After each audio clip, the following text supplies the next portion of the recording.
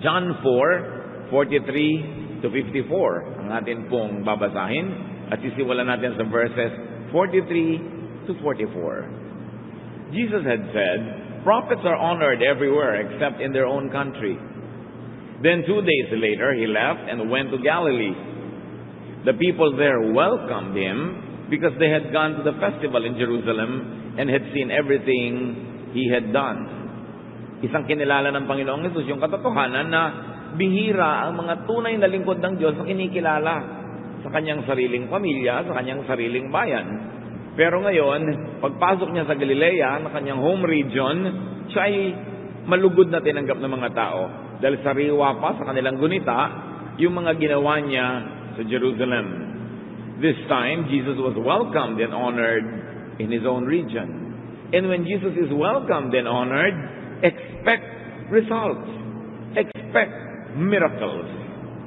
Verses 46 to 47. While Jesus was in Galilee, He returned to the village of Cana, where He had turned the water into wine.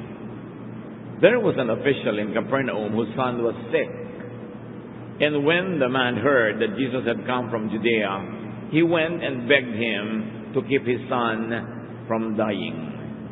Magugunita natin ang unang miracle ng Panginoon ay doon sa bayan ng Cana, kung saan ang ordinaryong tubig ay ginawa niyang masarap at primera klaseng alak. At sa pagpunta niya roon ay mayroong isang opisyal ng bayan na lumapit sa kanya, ang lalaking ito, sapagkat nag-aagaw buhay ang anak. At ipinakiusap niya sa Panginoong Hesus na huwag hayaang mamatay ang kanyang anak. The people in Cana must have heard of the wine miracle because the servants knew about the miracle. And so kumalat na ang balita tungkol sa Panginoon at dumami ang naniwala sa kanya sa konting nabalitaan nila na nagpalipat-lipat na rin naman ang mga bibig at hindi naman nila talagang nakita ng sariling mata nila. At isa na dito ang isang pinuno ng bayan. This official begs Jesus. Immediately, what strikes us is that one of the ministries of a father is that a father intercedes. Hindi mother yung nag-intercede dito, bagamat mothers are intercessors. Pero nangungunang pangunahin ng mga ama na tungkulin at pribilehiyo ang mamagitan sa kanilang mga anak at sa Diyos, ilapit sa Diyos ang pangangailangan ng kanilang mga anak. So itong nagpakumbaba na mataas na opisyal ng bayan para sa kapakanan ng kanyang anak na nag-aagaw buhay. Verse 48, Jesus told the official, "You won't have faith unless you see miracles and wonders." Dito ay binigyang puwang ng Panginoon yung katotohanan na ang mga tao ay lalong tumitibay ang pananalig kung makakita ng mga himala at mga patotoo sa kapangyarihan ng Diyos. Verse 49, the man replied, "Lord, please come before my son dies." Nagmamadali ang lalaking ito sapagkat alam niya na konting oras na lang ang natitira sa kanyang anak. Dahil nag-aagaw buhay, malala ang sakit. Sabi niya, "Pakiusap po, puntahan niyo ang anak ko, hali kayo, bago siya malagutan ng hininga." There was haste in his mission. Nagmamadali dahil kalaban ay oras. Verse 50, then Jesus said, "Your son will live. Go on home to him." The man believed Jesus and started back home. A very loaded sentence. Pinagkaloob ng Panginoon ang kanyang hiling. Sabi niya, mabubuhay ang iyong anak. Hindi siya mamamatay. Umuwi ka na at uwian mo na, puntahan mo na ang iyong anak. Nanalig ang lalaki at umuwi na nga. Nanalig siya at kasunod ng pananalig sa salita ni Jesus, umuwi na siya. Hindi na niya ipinagpilitan na isama si Jesus. Salita pa lang ni Jesus, naniwala na siya. At dahil may paniniwala, may kasunod na aksyon, umuwi na siya. So Jesus speaks and releases blessings to the patient and of course to the entire family. The man believes and acts on that belief. Verses 51 to 53. Some of the official servants met him along the road and told him, "Your son is better." He asked them when the boy got better, and they answered, "The fever left him yesterday at 1 o'clock." The boy's father realized that at 1 o'clock the day before, Jesus had told him, "Your son will live." So the man and everyone in his family put their faith in Jesus. Habang papauwi na ang lalaking ito, ay nasalubong niya at sinalubong siya ng kanyang mga tauhan. At sinabi niyang, "Bumuti na po ang pakiramdam ng inyong anak." At kanya itinanong, "Anong oras na iba?" Kasi napakataas ng lagnat. When was the fever broken? Kailan tumigil ang lagnat at nagsimula siyang maging normal? At sabi ng mga tauhan, "Alauna po kahapon." Marahil ay alauna ng hapon ang pinag-uusapan. Pero 24 hours na yung lumipas, so ganun palang kalayo ang nilakad nitong tatay na to para pumunta kay Jesus. Kasi kausap niya si Lord, nung tinanong niya yung mga tauhan, kailan? Kahapon pa. 1 o'clock pa the day before. Ang haba-haba na ng oras na lumipas sa kanyang paglalakad. At sabi niya, yan ang sabi ni Jesus, "Your son will live." So ang taong ito at ang sa kanyang sambahayan ay lalo pang nanalig kay Jesus.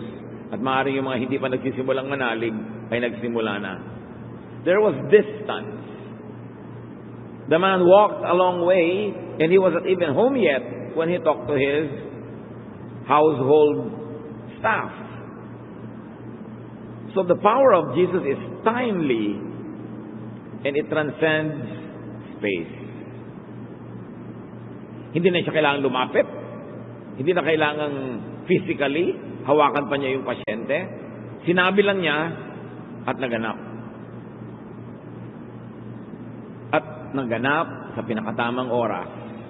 Maaring kung nahuli pa siya ng ilang minuto, yung lalaking ito sa paglapit sa Panginoon ay baka naging huli na ang lahat. We must observe that the Father believed in Jesus out of the little knowledge that he had of him. Konti lang naman ang alam ng lalaking ito tungkol kay Jesus. Dahil una, hindi pa naman nakasulat ang New Testament para siya may mabasa tulad natin. At pangalawang miracle pa lang ng Panginoon itong ginawa niya na ito. So isa pa lang ang credit na miracle, yung sa Cana. At wala namang masyadong maraming eyewitnesses doon except yung mga katulong na naglagay ng tubig doon sa mga banga na naging alak. So konti lang ang kanyang pananalig at alam. Pero sa konting ito, ang dami nang nangyari. Believe in Jesus out of the little that you know of Him. Tulad natin mga kapatid, gaano karami ba talagang alam natin tungkol kay Jesus? Kung alaman natin lahat, 100% ang nakasulat sa New Testament, hindi naman lahat ng ginawa niya sinabi at lahat ng tungkol sa kanya nasulat. So kahit malaman mo lahat yung nakasulat, konti pa rin ang alam mo. And yet, hindi naman natin alam lahat yung nakasulat. Kung bisan yung alam natin, medyo baloktot pa, medyo nakatagilid pa yung theology no, yung interpretation. So konti lang talaga alam.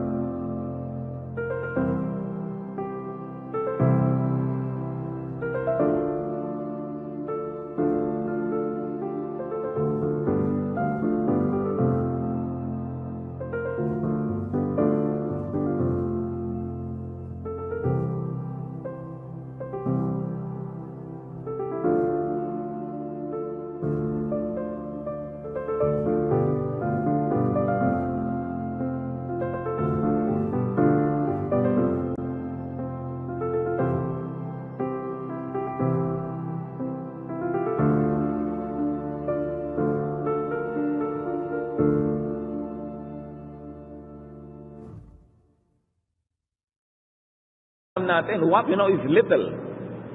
But that little becomes much with Jesus. Isang napakahalagang lesson na matututunan natin dito, yung konti nating alam, yung konti nating pananalig, patuloy nating palaguin sa pamamagitan ng paniniwala pa, pagsunod kay Jesus, at siya ay dumadami.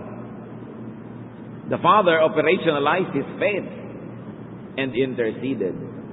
Out of the little knowledge that He had of Jesus, and out of the still little faith that He had, He traveled a long way and interceded for His Son's recovery. So, put your faith to work.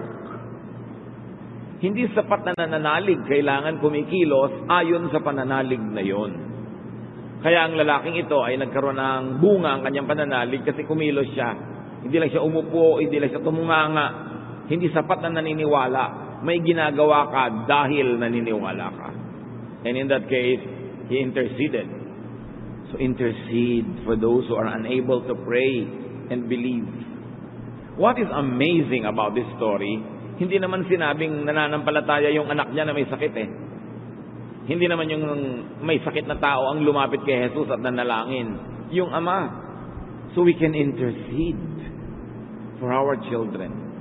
We can intercede for our daughters and for our family members, our parents, our brothers and sisters. Ang kinabang at naging beneficiary ng paglalakad ng lalaking ito at paglapit kay Jesus ay hindi naman siya, kundi yung anak niya. Napakaraming nagaganap kung tayo ay lumalapit sa Panginoon para sa iba. Kaya mahalaga na ang mga tatay, ang number one ministry to intercede for your children. Hindi katulad ng nakaugalian sa maraming mga kultura na yung nanay lang ang tagadasal at mga kababaihan. At habang nagdadasal ang mga kababaihan, yung mga lalaki nagkukwentuhan. Napakahalaga na pangunahing gawin ng mga ama ng tahanan ang manguna sa spiritual activities, lalong-lalo sa pananalangin at sa paglapit sa Panginoon. Intercede for those who are under your authority. That's why parents dedicate their children, because the children are under the authority of parents. At habang wala pang sariling muang at sariling desisyon ng bata, parents have the authority to decide for them. That's why parents dedicate their young children to the Lord. Intercede for those who are in your family. And whatever concept of extended family you might have, intercession is a very important and a very powerful ministry. And you don't have to have courses in theology. You don't have to have a religious office or title to intercede. This man just went and interceded. But now Jesus is not in Galilee anymore to go to, because Jesus is in our hearts. Kaya mas malapit at mas madali mag-intercede. And now the distance between us and Jesus in intercession is no longer measured in miles or kilometers. It is measured in the intensity of our faith and how godly our lives are lived.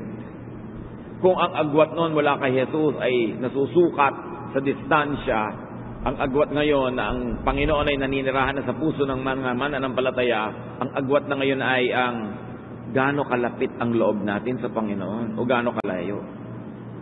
At anumang layo yon tinatawid, inilalapit ang ating puso para tayong makapamagitan sa kapakanan ng mga minamahal natin, lalong-lalo yung mga nasa ilalim ng ating otoridad. Very interestingly, Jesus responded to his faith and intercession. The man's son got well. Someone could benefit from other people's intercession. Ang konti-konti na nga ng oras nating manalangin para mag-intercede, lalo itong nabawasan ng umusoy ang text. Lalong nabawasan ng umusoy ang mga games, ng mga electronic games.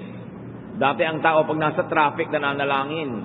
May mga madalang ini na ilalabas yung maliit na notebook nila, nakalista doon yung mga idadalangin nila pag Martes, pag Miyerkules, pag Huwebes, o sino-sino mga ipapanalangin, sinacheckan nila kung nasagot na yung prayer na yon.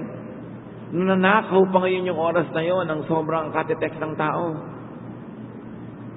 Kaya dapat gamitin natin yung technology na yan, yung internet, yung Facebook, yung text na yan, to intercede. Pwede tayo ngayong kumontak ng mga mahal natin sa buhay. Anong prayer request nyo?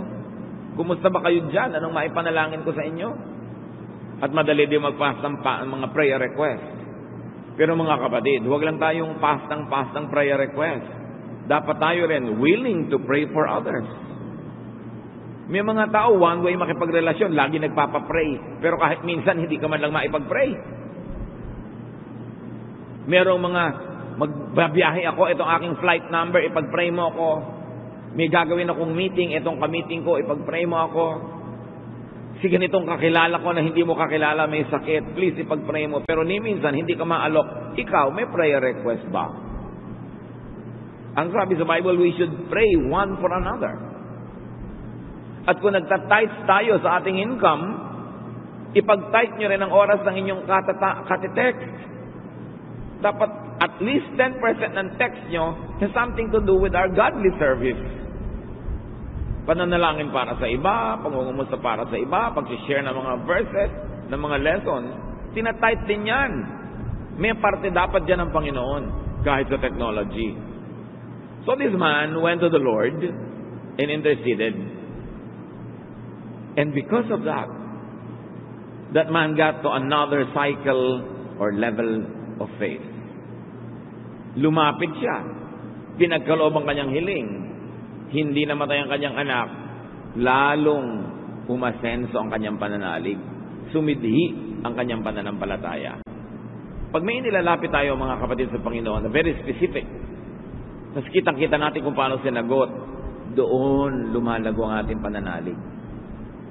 At kahit ang sagot ay no, pero nananalig ka sa Panginoon na siya'y tama, kahit baligtad sa kagustuhan mo binigay niya, hindi na mata mo ang ginagamit mo para makakita, kundi pananalig na mahal ka niya at ibibigay niya kung ano ang mabuti para sa iyo kahit kabaligtaran ang gusto mo, yun din nakakapag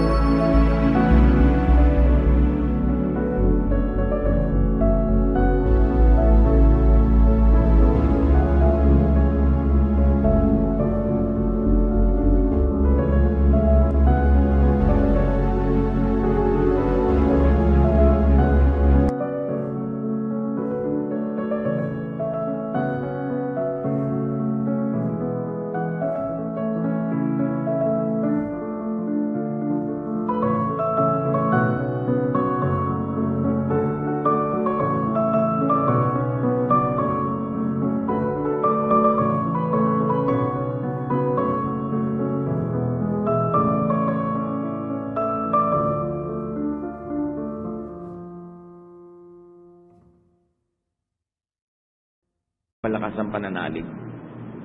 Pero kailangan lumapit ka, manalangin, at makita mo kung paano ka sinasagot. Move up in your faith. It is important to move up in your capacity to believe by operating in your present levels. Kung saan man tayo ngayon, ang taas ng ating pananalig, kailangan doon tayo magsimulang kumilos at lumapit sa Panginoon. Dahil sa konti nating paniniwala, mas marami tayong makikita. John 1:50, Jesus answered, "Did you believe me just because I said that I saw you under the fig tree? You will see something even greater." Here, there was a man who did not want to believe in Jesus initially dahil sa tingin niya wala namang mabuting pwedeng manggaling sa Nazareth. Pero sabi sa kanya ng Panginoon, kitang-kita nga kita noong pa man na nando ka sa lilim ng puno ng igos. Wala namang nakakita sa taong ito, dalagi isa siya. Sabi niya, "Oh, I believe in you. You are the Son of God. You are the Christ." At sabi ni Lord, dahil lang sinabi ko na nakita kita kanina sa lilim ng puno, naniwala ka. Marami ka pang makikitang higit dyan.